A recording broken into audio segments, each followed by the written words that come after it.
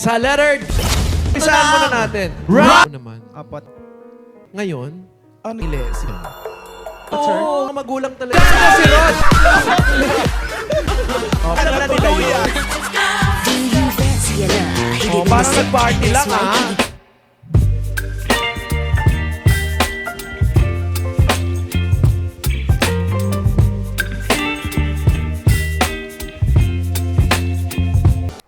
Welcome back mga kaaldab. Ito na naman po ang inyong lingkod, si Mr. Destiny. At magbibigay po tayo ng pinakamainit na update po ngayon sa social media. Ito po yung mayroon na naman pong latest issue na abangan nga po tayo. Ito yung pagsisimula po na magalit ang mga main fanatics kay Mr. Spotted. 101% sure mga kaaldab. Ito'y bali-balita na nga po ngayon na kumbaga inunahan na nga po ng mga masabi natin na armain. Kumbaga kasi isusulong na nga po ang Maharlika funds, investment funds mga kaaldab na isa sa kainainisan at kinabuisitan ng mga main fanatics kay Mr. Spotted.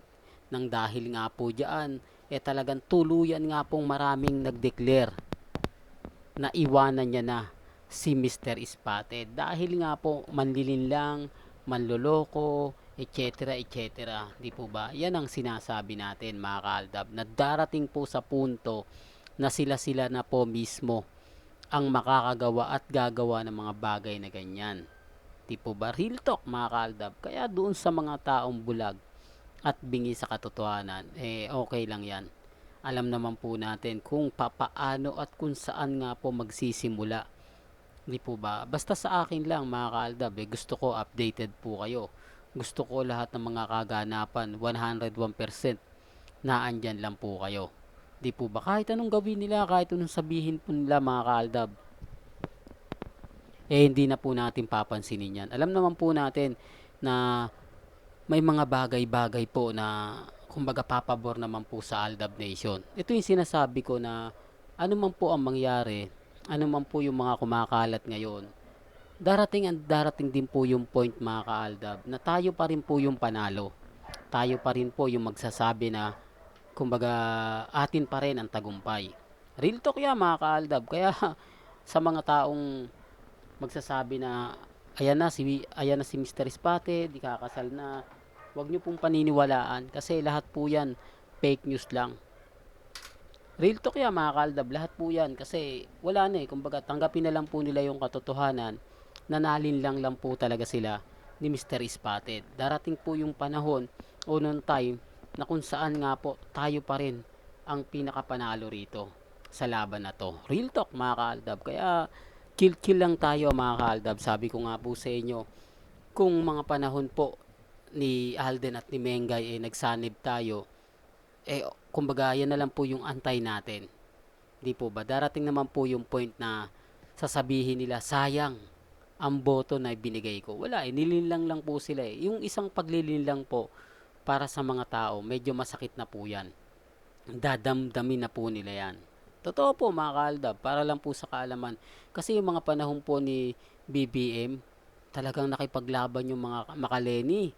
Talagang pinanindigan nila na eto kami sa bandang huli, makikipaglaban pa rin kami. Kita nyo, ang laki na po ng lamang, pero marami pa rin po ang nakikipagsimpatya. Marami pa rin po ang lumalabas ng bahay, talagang pinalalakas yung loob ni Lenny. Hindi po ba na hindi ka nag-iisa na andito lang kami? Parang ganon mga kaaldab. Tapos ngayon, wala na. Tapos ngayon, lahat ng pinagpaguran ni Lenny, babaliwalain na. Tapos, papabor pa kay BBM. Okay sana mga kaaldab na neutral na lang po si Mr. Spotted. Ibig kong sabihin, hindi na po siya, o hindi niya na po, na yung tipong hindi na lang po siya magsasalita, hindi na lang siya magre-react, tipo ba? Pero wala Umanib na nga po siya, na tinanggap naman po ng mga main fanatics. Pero ang hindi po talaga nila nagustuhan, etong isa siya pa po ang nagsusulong ng investment o Maharlika investment fund na sinasabing napakalaking scam para po sa mga Lenny.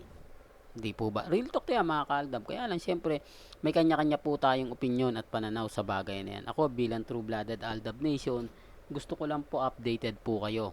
Lalong-lalo na po ngayon sa social media na sobrang init na, mainit na at talagang pinag-uusapan pa. Ulitin ko lang po mga kaaldab sa simula't simula. Halata naman po talaga na nanggagamit lang po si Mr. Spotted. Halata naman po na ginagamit niya lang si Main Mendoza. Kita nyo naman po kapag walang promotion o pag wala pong ganap kay Mr. Spotted, ibig kong sabihin, yung pelikula niya malapit nang ipalabas, dyan po lalabas. Kapag may mga endorsement, dyan po lumalabas, dyan po binabanggit. At ang unang nagpo-focus dyan si Ibyang. Di po ba? Halatang halata naman po na kapag may promotion, papasok si Ibyang. Pero ngayon wala na. Di po ba? Yung pagpupush nga po ngayon ng mga main fanatics yung kasalang July, wag po kayong maniniwala doon. Real talk yan mga kaaldab. Kasi wala naman po talaga gawa-gawa lang po nila yon, sinasabi lang po nila yan para mainis ang Aldab Nation, pero sa tingin po nila naiinis nga po ba yung Aldab. Binabaliwala lang po namin yan kasi ano man po yung mangyari malabo po. Di po ba sinasabi ko naman po sa inyo na hindi po pwedeng ikasal ang taong kinasal na. Di po ba? Sabi nga ni Henyo Master Joey De Leon iimbestigahan ng pare si Main Mendoza. Bakit iimbestigahan? Di po ba?